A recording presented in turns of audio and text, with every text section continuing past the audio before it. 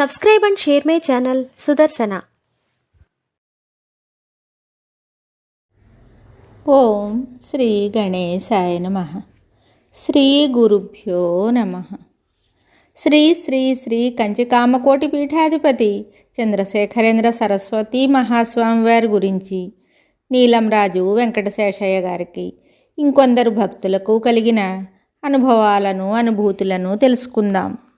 కొందరు భక్తుల అనుభవంలో ఉన్న మరొక విశేషం స్వామిని దర్శించటానికి ఎక్కడి నుంచి బయలుదేరినా ఏ వేళ బయలుదేరినా ఆ ప్రయాణం నిర్విఘ్నంగా కొనసాగుతుంది.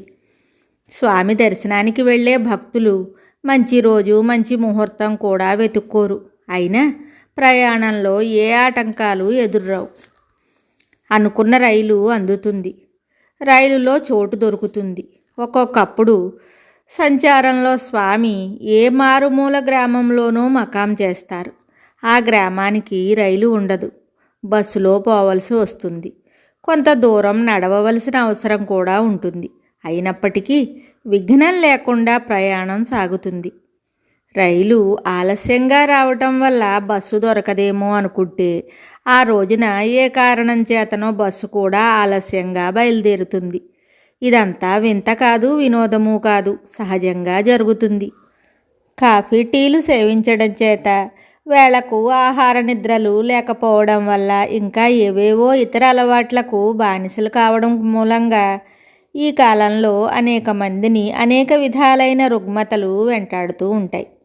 ఇల్లు విడిచి వెళితే వాటి వల్ల మరీ ఇబ్బంది పడుతుంటారు. కానీ స్వామి దర్శనానికి బయలుదేరగానే ఆ బాధలన్నీ సమసిపోవటమో లేదా బహుపరిమితంగా కనిపించటమో జరుగుతుంది. తిరిగి ఇంటికి చేరుకునే వరకు అవి వారి జోలికి రావు. ఇదంతా ప్రత్యక్షానుభవమే కానీ ఊహాజనితం కాదు, మనస్తత్వపు మార్పు కాదు. థాయిలాండ్ దేశపు రాజగురువు పూజ్య వామదేవముని వారి అనుయాయులతో భారతదేశం ఇచ్చేశారు. స్వామి విజయవాడలో ఉండగా 1968 అక్టోబర్ 14వ తేదీన అక్కడికి వచ్చి స్వామిని దర్శించారు.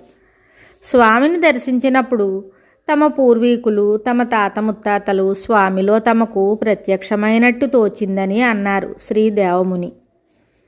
స్వామిని సందర్శించి, స్వామితో సంభాషించి, స్వామి చేతితో ప్రసాదం స్వీకరించి, స్వామి సెలవు పుచ్చుకుని 1 నెల రోజుల పాటు భారతదేశమంతా తిరిగి దివ్యక్షేత్రాలను, దర్శనీయమైన ప్రసిద్ధ స్థలాలను చూశారు.